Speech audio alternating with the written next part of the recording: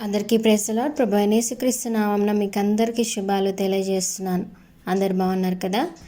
ఈరోజు వాగ్దానము 2వ సమూయేలు 7వ అధ్యాయము 3వ వచనము.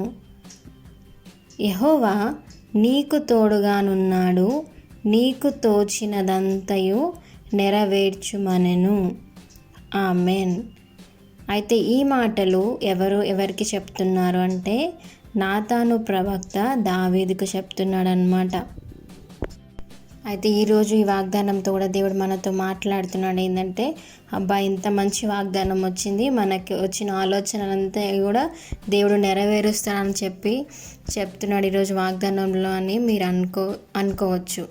కానీ ఈ వాగ్దానము దేవుని చిత్తానుసారం అయితేనే, మీరు ఆలోచించేవి ఏవైనా కూడా ఆయన చిత్తానుసారంగా ఆలోచిస్తే మాత్రమే అవి దేవుడు మీ జీవితాల్లోకి అనుమతిస్తాడు.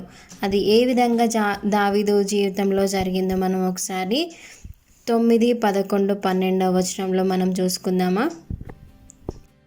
నీవు పోవు చోట్ల నెల్లను నీకు తోడుగా ఉండి నీ శత్రువులనందరినీ నీ ఎదుట నిలవకుండా నిర్మూలము చేసి లోకములోని గనులైన వారికి కలుగు పేరు నీకు కలుగజేసి ఉన్నాను.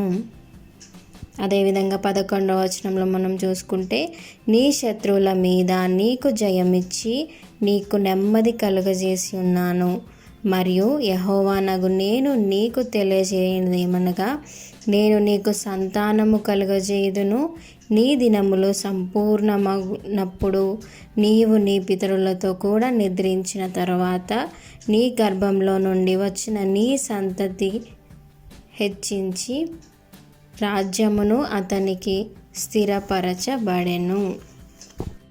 ఇక్కడ దేవుడు దావీదుతో ఈ విధంగా వాగ్దానం చేస్తున్నాడు. మీకాలు గర్భాన్ని దేవుడు మూసాడు కదా. ఎందుకు అంటే దావీదు ఆ మందసం తీసుకొస్తున్నప్పుడు ఆయన ఎంతో హ్యాపీనెస్తో, ఫుల్ ఆఫ్ హ్యాపీనెస్తో ఆయన డ్యాన్స్ చేసినప్పుడు మీకాలు దావీదుని హెచ్చరిస్తుంది కదా. మీరు 6వ అధ్యాయం పూర్తిగా చదివితే దేవుడు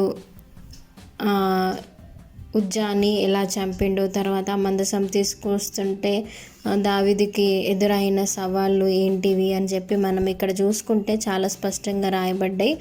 మీకాలు ఏమంటుందంటే పనికత్తెల ముందు నువ్వు ఆ విధంగా బట్టలు కూడా ఉన్నాయా లేవా వంటి మీద అని చూసుకోకుండా నువ్వు ఆ విధంగా డాన్స్ చేస్తావా అని చెప్పి మీకాలు ఒక హీనకరమైన మాటలు మాట్లాడుతుంది అన్నమాట. అలా మాట్లాడడం బట్టి దేవుడు చూసి మీకాలు గర్భాన్ని మూసివేస్తాడంట. మనం 6వ అధ్యాయం ఇక్కడ మీరు 6వ అధ్యాయం 22వ వచనంలో చూసుకుంటే సౌలు కుమార్తె అగు పిల్లలను కనకయుండెను అని చెప్పి దేవుడు మీకాలు గర్భాన్ని మూసివేస్తాడు. సో ఆ విధంగా నాతానుతో దేవుడు మాట్లాడి మళ్ళీ దావీదుకి ఈ విధంగా దేవుడు నీకు తోడై ఉన్నాడు, నీకు తోచినదంతా కూడా దేవుడు నెరవేరుస్తాడని చెప్పి ఈ విధమైన మాటలు తర్వాత దావీదుకి తెలియజేస్తాడు. మన జీవితంలో కూడా యెహోవా తోడు, యేసయ్య తోడు మనకి కావాలి అంటే ఆయన చిత్తానుసారమైన జీవితాన్ని మనము జీవిస్తాం. ఈ చిన్ని మాటలు దేవుడు దీవించి ఆశీర్వదించును గాక. ఆమెన్. మీకు ఎవరికైనా ప్రేయర్ రిక్వెస్ట్ ఉంటే దయచేసి కామెంట్స్లో మెన్షన్ చేయండి. Thank you. God bless you.